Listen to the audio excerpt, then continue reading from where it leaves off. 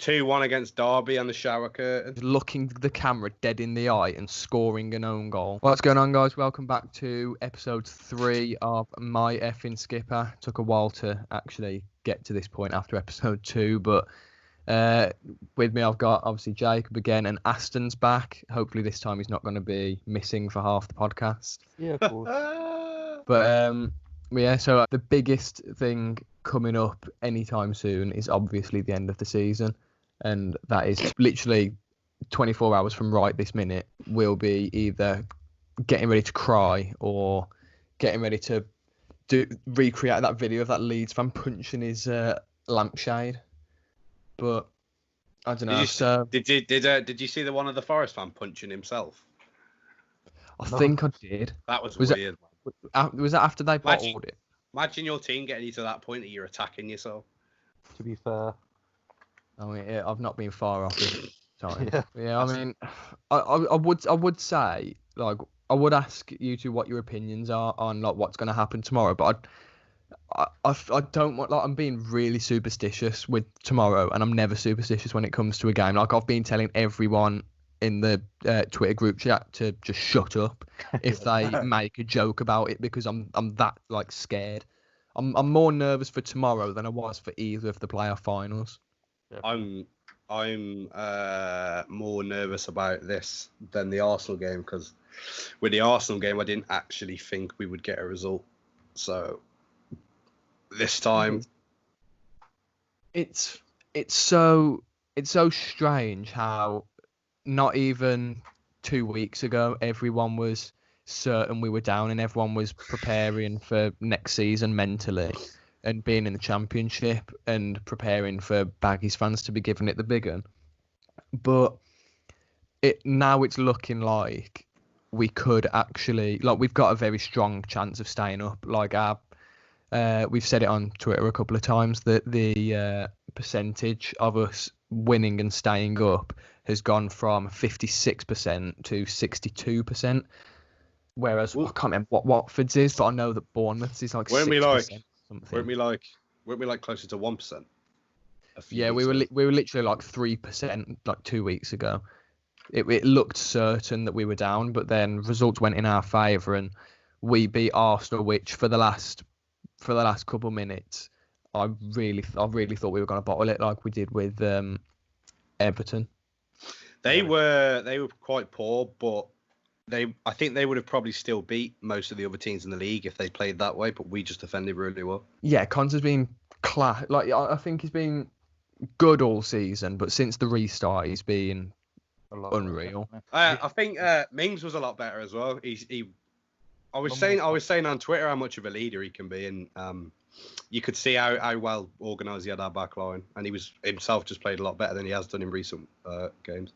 He made a couple of mistakes, and that's obviously expected from any footballer. No one's perfect, but like I say, he did look back to, I wouldn't say back to his normal self, because he's still not that at that point yet.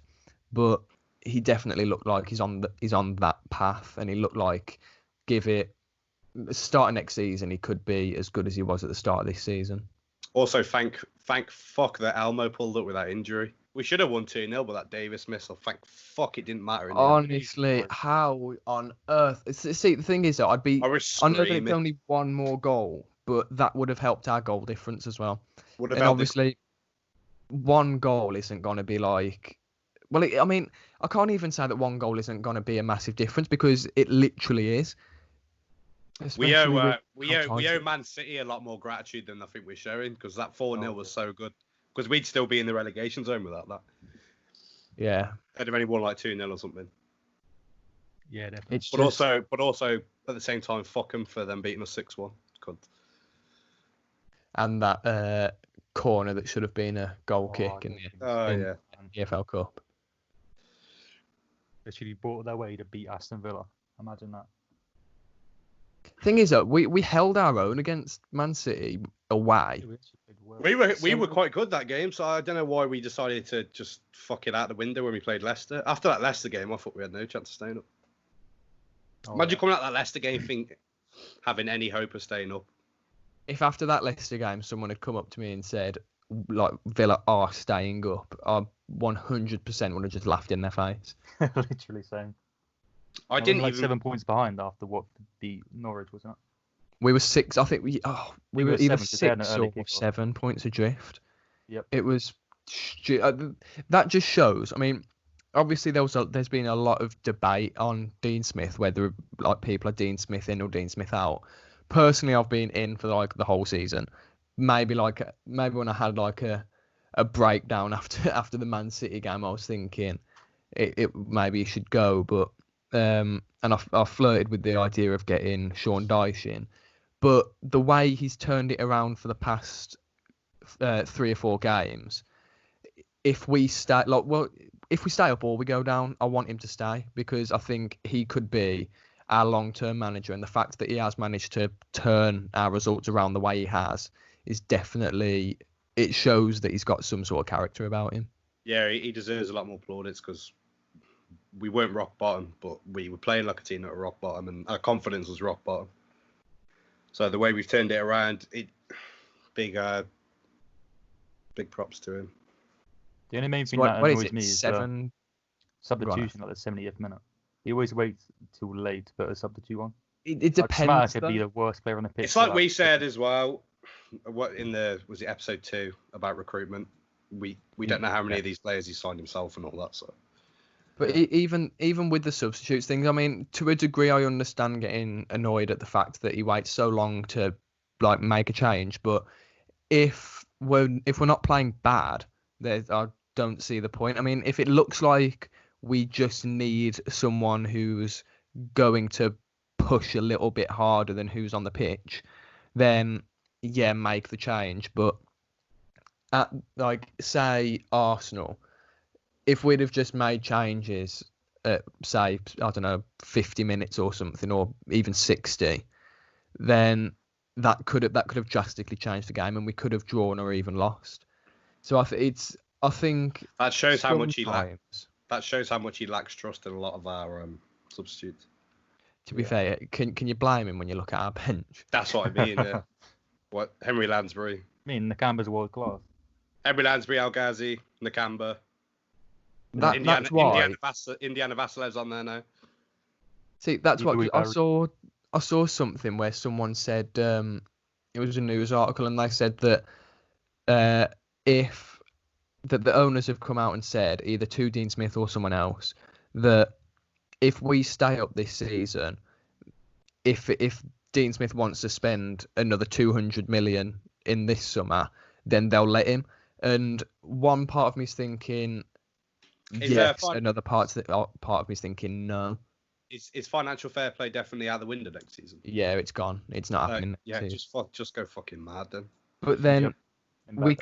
we can't spend 200 million and get a whole new team. We need to keep the core of the team. Yeah. Spend say spend McGinn.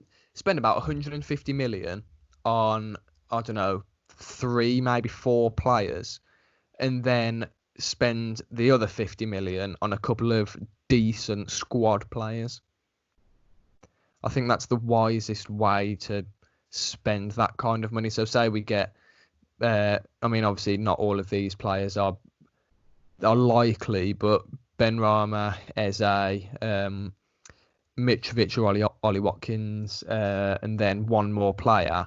Spend 150 million on those 4, and then any money that we've got left over, get some squad players that can have an impact off the bench, but also don't mind being a Premier League bench warmer. We definitely need people with experience. That's definitely a big problem this season, wasn't it? We need to keep McGinn, Wesley, who will stay anyway. Louise hopefully will stay. If we can keep Grealish, but again, if it means we have to concede and not sign in like another 2 or 3 players, and just take the money for him and just spend it wisely. Ben Rama, I'm pretty confident we can get him. All depends on if like the rumours about Chelsea wanting him are true, and he might want to stay in London. I don't know. I know Eze will probably want to stay in London, and he looking like he'll probably likely go to a Crystal Palace or a West Ham, unless his mate on Twitter does bits for us and gets him.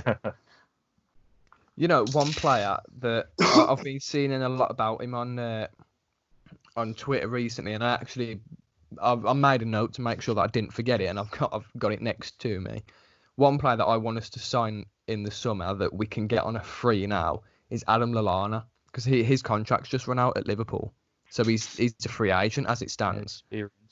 So if we can get Lallana in. Someone earlier said that Brighton were getting him. Brighton are looking to sign him.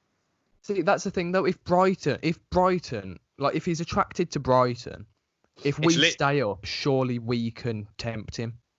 Well, it's not confirmed, but like it's everywhere, and they're basically people are already saying how they've managed to get him and stuff. So it looks like he might go to Brighton. I mean, I would like to see him. He's probably better than Brighton as well, to be honest. Yeah, 100%. He's better. He could have go gone to an Everton. I was about to say obviously not gone now because of Liverpool, but he's still a good player. Team like Everton and their stats could have gone too easily. I think maybe even Wolves. I reckon he could be a good player for Wolves. But I guess next season their main push is going to be Champions League by the looks of it. They play with flat centre mids as well, and he's more of an attacking. Then again, he's a lot older now, so I'm not too sure if Liverpool had played him as a flat centre mid or not. But yeah, I mean, to get him on a free, obviously his wages might be fairly big, but he'd be experienced. He's just won the league, and he's still a very decent player, and I think he'd be a class addition to our team. This was my beef with like players like Trezeguet and Wesley, players that are, well, Trezeguet's not that young. Wesley's young and has never played in the league before, and Trezeguet's never played in the league when we should have been signing players that are used to the league. I know Danny Ings was a hard one, and it wouldn't have happened because he already had that deal to join Southampton after his loan. But like a player like him, a Premier League proven player, that's where we went wrong when we didn't sign enough of those players that are experienced in the league, which hopefully we fix next season if we stay up and we bring a few more in that are used to the league. They don't even necessarily have to be used to the Premier League, just used to England. Because I mean, we put in so many foreign players. Yeah, Lewis just now started speaking English, hasn't he? Yeah, which is that baffles me. How did someone not tell him to get on an intensive language course? I mean, I sound like I'm playing Football Manager, but someone should have told him you need to learn the language. He shouldn't have had to just do it himself. He probably did. It takes a while. It takes a while to even learn basics. Like imagine you trying to learn Brazilian, how long that would take you to even nail down the basics. You mean Portuguese? And when you say base, yeah, same thing. And when you say basics, it's not like hello, goodbye. When you're on a football pitch, it's like man on and fucking pass, offside, whatever, etc. Shoot. Like he knows shoot because he does that all the fucking time. But he didn't know man on until like the last the second half of the season. Oh yeah, wasn't it Bournemouth when someone shot a man on, he just dummied it and went straight to Harry Wilson? Yeah. Would you say Douglas Luiz is our young player of the year, by the way? No. Louis Barry. Fuck. No, like serious. Esri Konsa. Yeah, me. Because Luiz has been good, but he's been okay. But then after the restart, he's been class. He hasn't been standout, and I've been quite impressed with Konsa because Konsa wasn't really a player. He's even been playing more defensively, scoring goals as well. Yep. But he was a player that no one expected to set the league alight. And yeah, definitely. Luiz was a player that came in and people were expecting good things from. And he wasn't terrible, but he was about average. He wasn't setting the world alight. That's why he was on the bench a lot and stuff. So I would say Luiz is probably the most improved player in the league, not from the start of the season, but just from gradually how he's played for the season, how he's improved. But his impact really is only mainly shown since the restart, apart from a couple of good assists, a couple of good goals.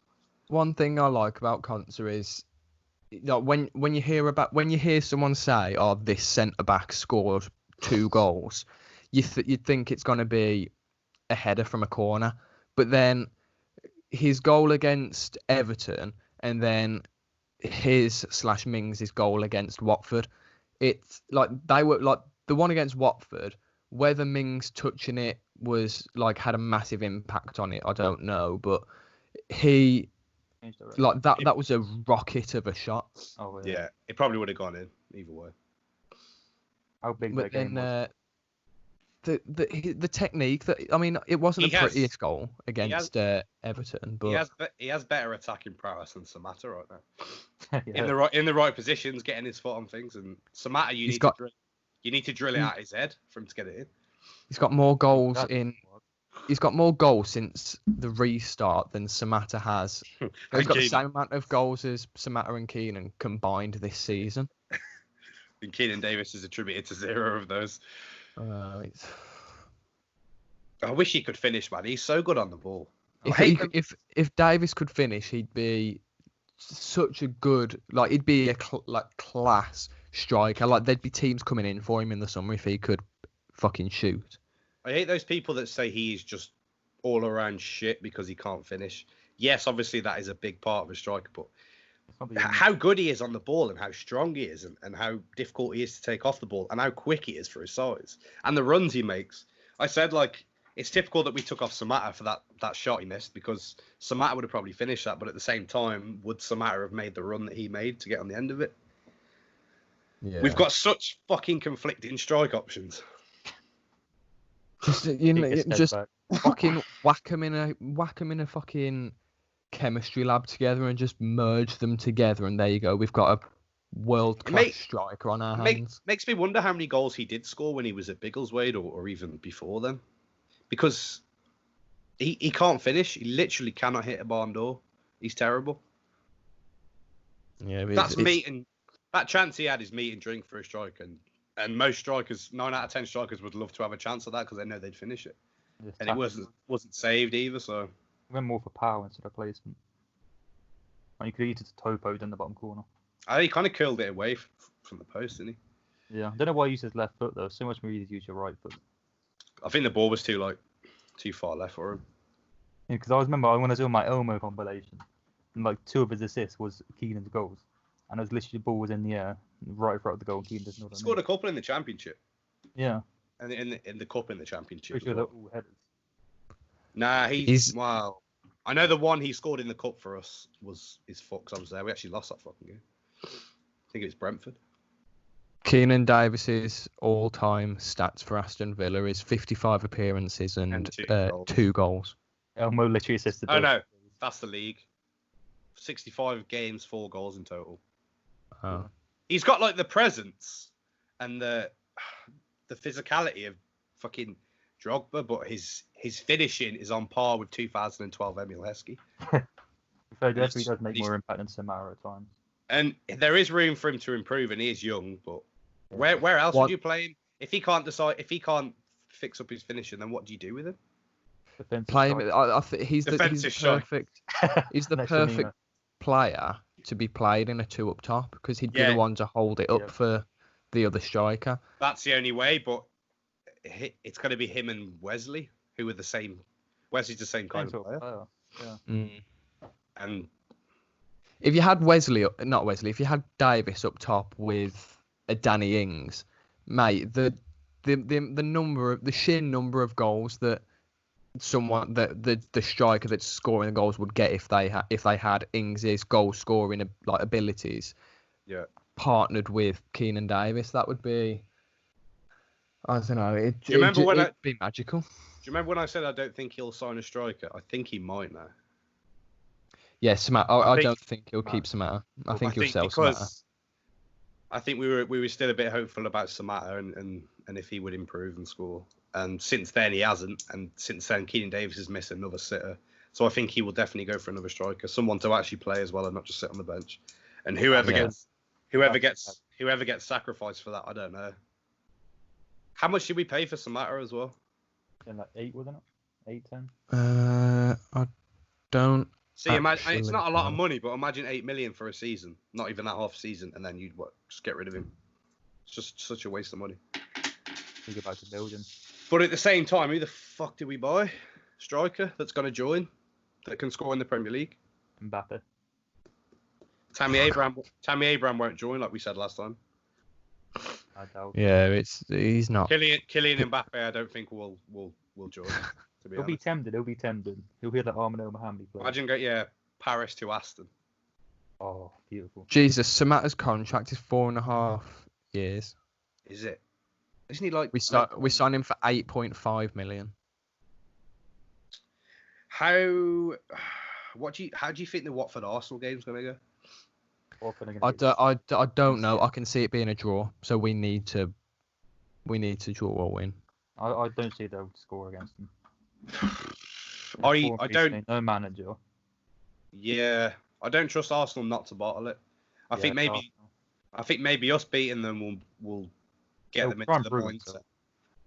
Us beating them will get them into the mindset that they won't want to lose again. So I think they will try and beat them. I think they probably will beat them, but at the same time, I'd rather we just won. We just make beat it as West Ham. close as possible to piss us off, like a last-minute winner by Arsenal. Yeah, we don't want that. I just want us to be 2-0 up and just that's it. Yeah, Because what kind of team are West Ham going to play as well? Safe. For me, if we were safe, I would be like, just chuck some of the younger lads in there. Yeah, but the thing is, though, is David Moyes that kind of manager, or is he the kind of manager that's going to think, we're on good form at the moment, let's end the season with trying to get a win, then playing a strong team? It's a fair point when you think about how quick the season's going to start. Again, it's not like we've got exactly the whole summer and pre-season. We've literally got 2 months, not less than 2 months. It's what, 12th September, was it? 12th September, yeah. So it's literally in, 2 weeks and a week, a month and 2 weeks. But then he runs a risk of playing his big players, and then they do their ACL and they're out for 9 months. I know it's such a tough, we say it's tough for us to think about, but imagine how tough it is for him to decide whether he wants to keep that form going with how close next season is already, or whether he does want to rest the players and stop the risk of getting a big injury. Yeah, I don't envy Dean Smith. That game against Arsenal's given me confidence that we'll win there. Yeah, because obviously before I didn't even think we'd beat Crystal Palace. So, and now I've got trust in the team again. Now I've got trust in the defenders. I've got trust in Grealish to bring the team forward when he needs to. McGinn's looking back to how he was playing his best football. So I'm trusting in him again. Douglas Luiz is continuing to build up my trust in him. So as long as Luiz, McGinn, Grealish are playing well, and the defence is as good as it was against Arsenal, we'll be fine. But I just want us to win, so we're not leaving it to chance, and we're not having to sit and listening to the Watford score. One thing that I said in the group chat was one thing we can't get complacent about is obviously the big one being Bournemouth, but then the other one being we can win and still go down. That is a possibility, because if we win by 1 goal and say Watford drop a masterclass and Arsenal drop a stinker and Watford win, I think if they win 3-0 or just by 3 goals, they go above us. But yeah, I can't see him beating Arsenal by more than 1 goal if they do. So I'm not too worried about that. I'm just worried about us losing and them losing, but us losing by more than they lose. Yeah, but no, Everton. Because if we lose, we're 1 ahead. So if we lose 3-0 and they lose 1-0, then we're down. If we draw, Bournemouth are down, so we haven't got to worry about that as long as we don't fucking lose. So it's really just that Watford game, and if they win, it will be by 1 goal. If we both draw, we're fine. So balls in our court. We can't, like I said about Bournemouth. Wait, is it if we draw and they win? If we draw and Bournemouth win, then we're still safe. Yeah. But we could lose. We could lose and Watford could lose, and we'd be thinking, it's fine. 2 minutes to go, both of us are losing. We're safe still, and then Bournemouth could get a winner last minute, and it's one of them where you can't forget the amount of people that I've seen that are just completely disregarding Bournemouth. This is why mental. This is why they put all the games on at the same time, so no one knows, or at least they have the least chance of knowing. If you're playing a couple of hours after a team that you needed to lose to keep you up, and they'd lose, then you're not going to even fucking try that. They want to keep the competitiveness, don't they? So it's painful for fucking fans. And thing is, when was it? It was like a couple of weeks ago when Bournemouth scored a last-minute winner, and then it got disallowed. I pray that happens. Oh, could you imagine? Oh, like you're the there, meltdown on Twitter, there, and then it gets disallowed. You're there smashing your gaff up when it gets binned off. Fucking hell. VAR. It's like I said to you, a last-minute winner or whatever that keeps us up is the worst way and the best way to do it at the same time. Like when Man City won the league in 2013. I really hope that whatever game we're depending on, whether it's Bournemouth or Watford, I hope that game is finished either at the same time or before we're finished. Because if obviously they're kicking off at the same time, but if we get 1 minute added time and then one of them get 5 minutes, we're gonna be, if we've won, but then we've finished, we've drawn, but Watford are drawing as well, so then we're safe. But then Watford have another 4 minutes added time to go, and that's 4 minutes where we're safe, but we've got to watch this and pray they don't get a goal, because that's what I was watching West Brom's game, their last game of the season, and they'd finished, but they were waiting to hear whether Brentford were gonna steal it in injury time. Yeah, and that would be the worst thing, because the players on the pitch wouldn't even celebrate. The full-time whistle would go, and you just if we're safe, I want to see Jack running over to Dean Smith. I want to see Mings screaming at the camera. I want to see that. I don't want to see everybody stood still, waiting to hear what's going to happen. They still do it, and then Watford go and win by 2 goals. It would just. Thing is, I just know that if we go down, Grealish is going to cry, and that's just going to be plastered on Twitter everywhere. Just like when we lost the playoff final, everyone was sharing that. He might cry anyway. I thought he might have done against Arsenal, because if he is going, it's his last home game. I think. Yeah, but that's the thing, though. We don't know. For all we know, he's already told. For all we know, he's told the club, if we stay up, he will stay, which means it's. I mean, that's unlikely, but at the same time, it's definitely a possibility. I think there's a small possibility. Will, if we, like I said, if we sell the dream to him and tell him who we're going to try and get in, and we're going to build a team around him, he might stay. He might have belief that we'll kick on and we'll climb up the table and try and get into that, being that top 6 side again. And next season will be interesting now. But literally, I'll happily take the money. I'll take the money, and as long as we spend it wisely. I don't think you can't replace him, but I think we'll be okay without him, as long as because we're relying on him too much. A few people said that to me. We need to get out of this thing we're in right now, where he's the poster. We need to stop being Jack Grealish FC. Yeah, we need to be Aston Villa, just a good, capable squad of players that doesn't just go through one player. One thing that interests me is, obviously we've all said that we think if we stay up this season, we're not going down for years to come.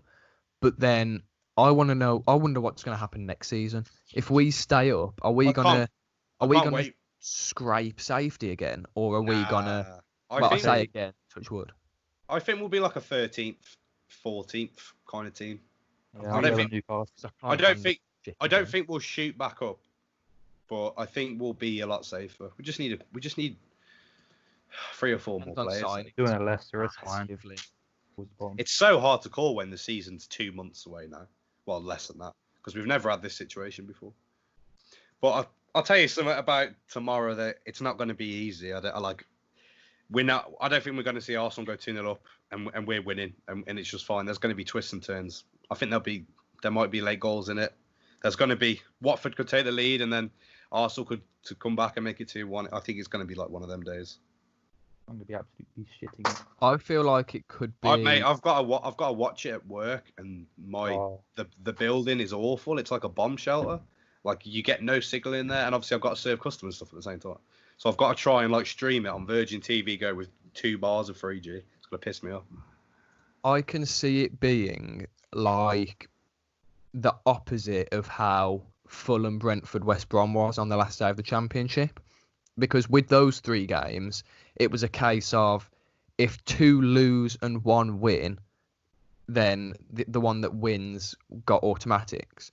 But then I feel like this time for us, well, that in that case, the thing that happened was all 3 of them lost.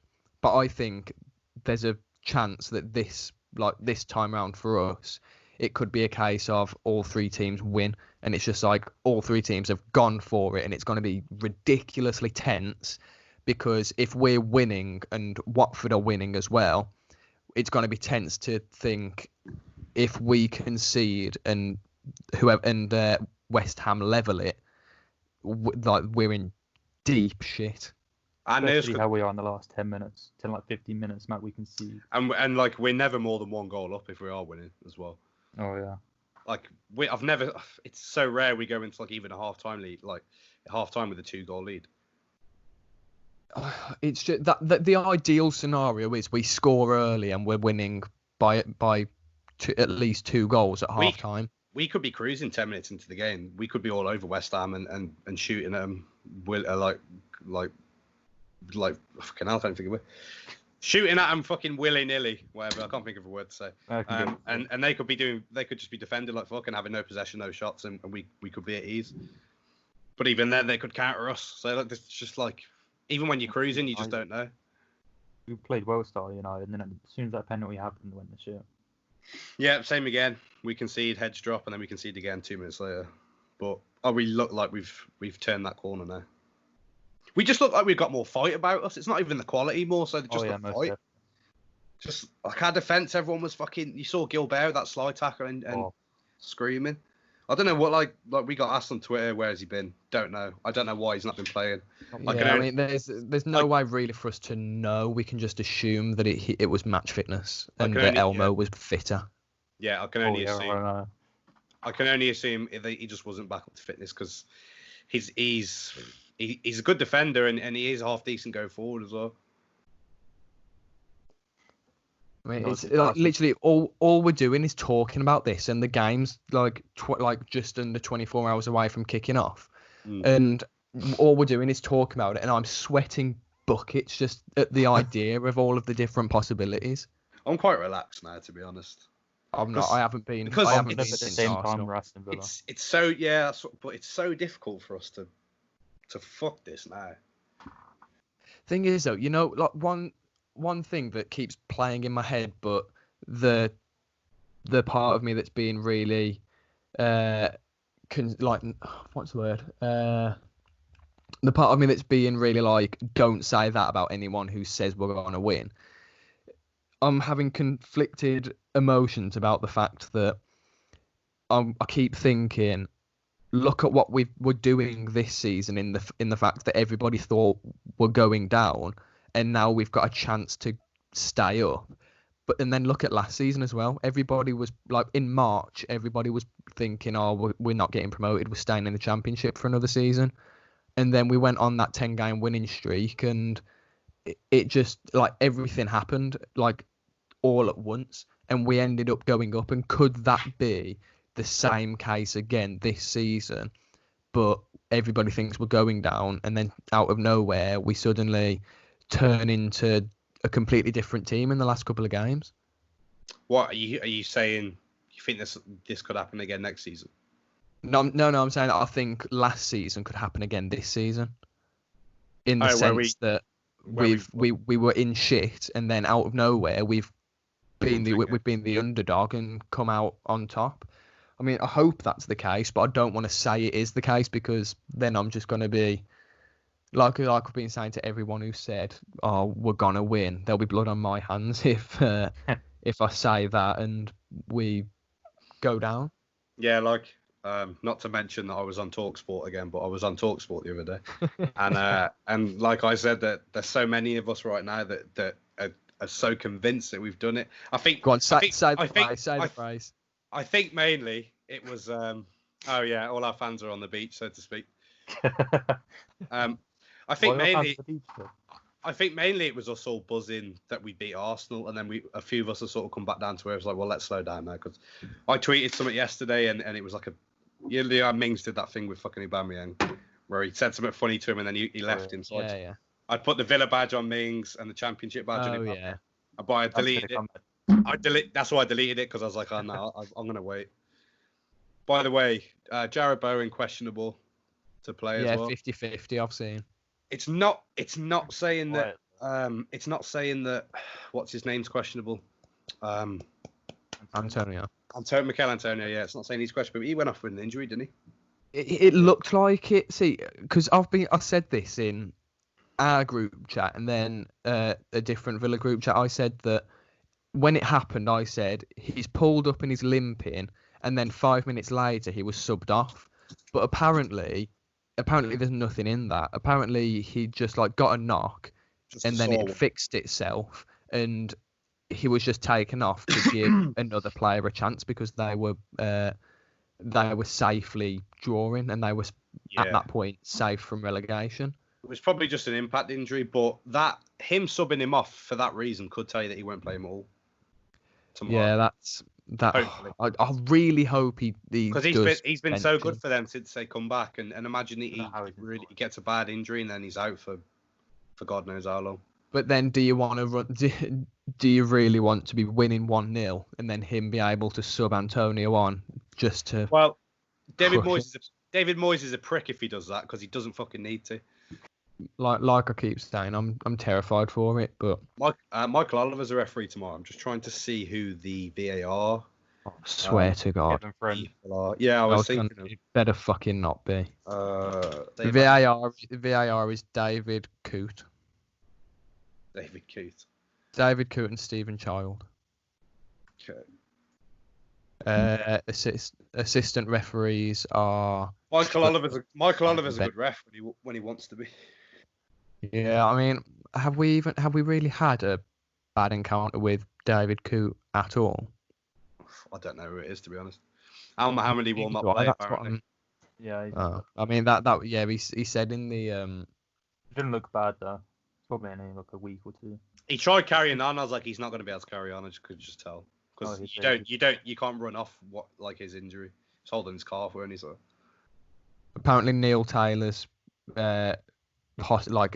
possibly going to be able to play, but I mean, that's just irrelevant, because he won't play even if he's fit. What do you think about Courtney House? Because I had a debate with some people on Twitter, and it was like one guy, maybe two. He was trying to say that next season he would start Courtney House and Konsa and not start Mings. No. If we were in the Championship, House is very shaky. I can remember 2 instances since the restart where he's done that weird pass back across the box, giving the ball away. Yeah.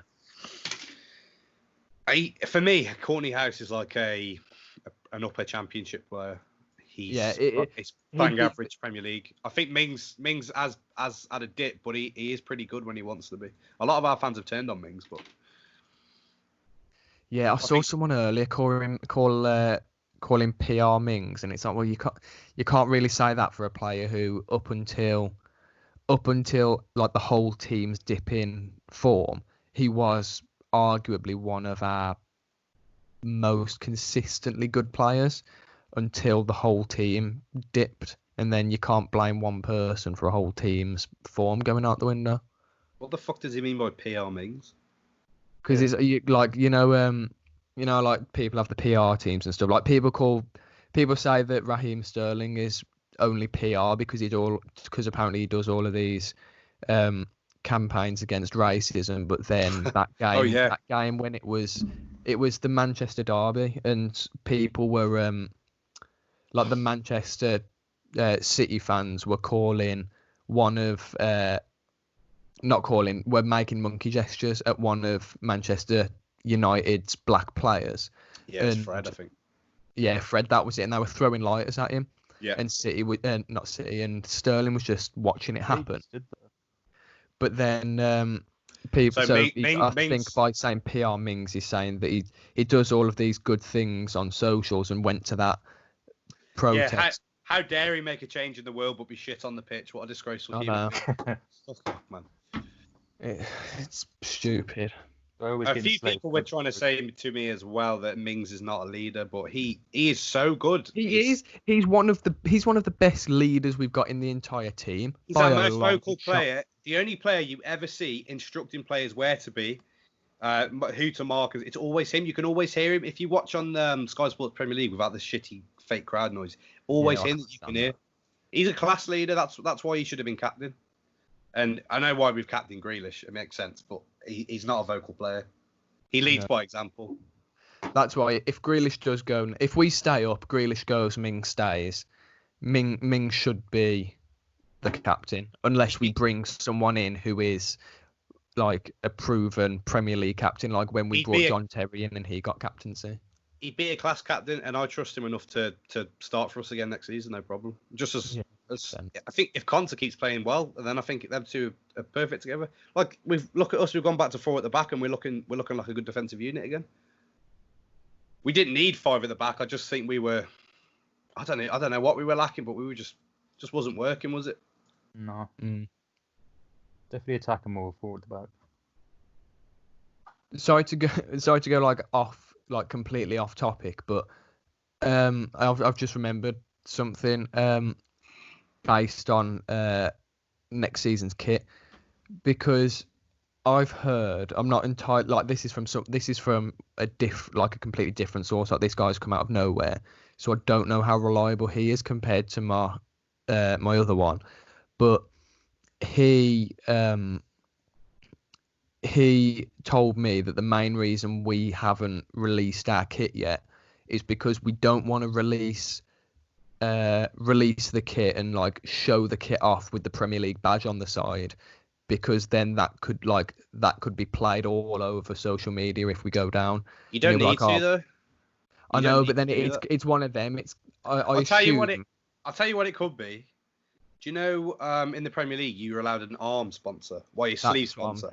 In the Championship you're not allowed to do that. It goes on the back. So obviously if they can't really finish that design until they know if the other sponsor's going to go on the sleeve or the back or whatever. Yeah, so that could play a part, I guess. But they just want to know what league we're in first, and then they can fucking stick the Premier League badges on it all they want. And I reckon if what he's telling me is true, and the fact that we haven't released it yet is because of the fact that we don't want to show it with the Premier League badge, that makes me think that if we stay up, the announcement video is going to be extremely cocky about the fact that we stay up, and it's going to be people tapping the Premier League badge, people like literally like when you see people at the pub like constantly taking photos with their Stone Island badge. It's going to be just all of the photos are going to be showing the Premier League badge in it. But I've heard that because tomorrow's obviously the last day, and obviously because of these reasons that I've just said, the main thing that this guy's told me is that we are going to be announcing it at some point in the next 2 weeks. Yeah, which I mean, it's got to be by Monday, surely. Yeah, that's what I'm thinking. Because he said it. He said that he knows the date, but he doesn't want to tell people the exact date, because then if I'd have come on here, for example, and said, oh yeah, the kit's being announced on this date, then questions would have been asked of people who know. And say if there's only 3 people who know, those 3 people are going to be hounded to find out who leaked it. So I reckon it'll be by the end of next week. By this time next week, we will have seen the kit, I reckon. Right then, well, we didn't quite realise how long we'd been recording for. I mean, we were planning on this episode only being. We went a bit off. We went quite. Yeah, we went off on a fucking tangent at some point. I don't even know how it happened, but I mean, I guess it kind of is a good thing, because it shows that we're more comfortable with this format than we were, say, for the first episode. Yeah. But yeah, so obviously same as always. If you have enjoyed it, drop us a follow if you're listening on Spotify. Subscribe to us if you're watching/listening on YouTube. If you've already done that on one of the platforms, feel free to go and do it on the other one, so that you've got the option of which you want to do. I'll put the podcast's Twitter in the bio along with mine, Jacob, and Aston's. So yeah, I think that's everything. So thanks for listening, and we'll see you in the next one.